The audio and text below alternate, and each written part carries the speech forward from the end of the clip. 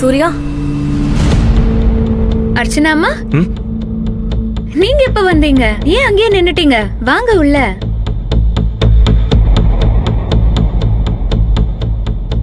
சூர்யா எப்படி இருக்க சூர்யா? ஏதோ கையில அடிபட்டுச்சுன்னு கேள்விப்பட்டேன். அதான் சரி பார்த்துட்டு போலான்னு வந்தேன். எங்க வீட்ல யாருக்காச்சும் அடிபட்டா எங்க வீட்ல உள்ளவங்களுக்கு தெரியுதோ இல்லையோ, உனக்கு முதல்ல தெரிய வருது இல்ல? என்ன என் வீட்டுக்குள்ள ஏதாச்சும் ஸ்பை வச்சிருக்கியா?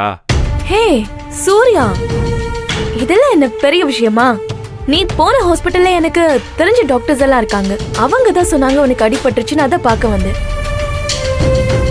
நீங்க பேசிட்டு இருங்கம்மா, நான் ஜூஸ் போட்டு எடுத்துட்டு வரேன்.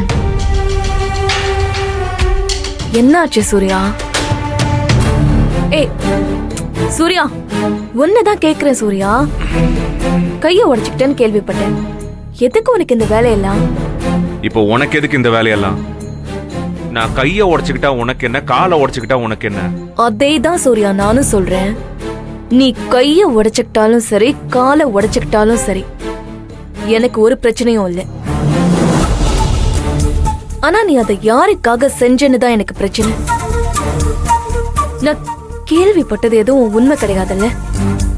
நீ நீ ஒன்னும் அந்த நந்தினிக்காக எதுவும் கைய உடைச்சுக்கல?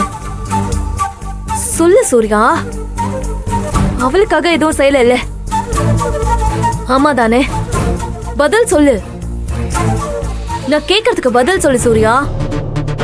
இதுக்கு மட்டும் நீ பதில் சொல்லு. நீ அவளுக்காக எதுவும் செய்யல? அவளுக்காக தான் செஞ்சேன். நந்தினிக்காக மட்டும்தான் நான் கைய உடைச்சுக்கிட்டேன். இதுல உனக்கு என்ன பிரச்சனை? உனக்கு பிடிக்கல, மனசு வலிக்குதுன்னா போய் சூசைட் பண்ணி செத்துரு. ஓகே, கிளம்பு. ஒருவேளை எப்படி சூசைட் பண்ணிக்கிறதுன்னு தெரியலன்னா என்கிட்ட சொல்லு, அதுக்கு நான் உனக்கு ஹெல்ப் பண்றேன். சூர்யா விளையாடாத. It's not a time for that. என்னது விளையாடுறேன்னா? உனக்கெல்லாம் மானம், மரியாதை, சூடு, சொரணை எதுவுமே இல்லையா அர்ச்சனா?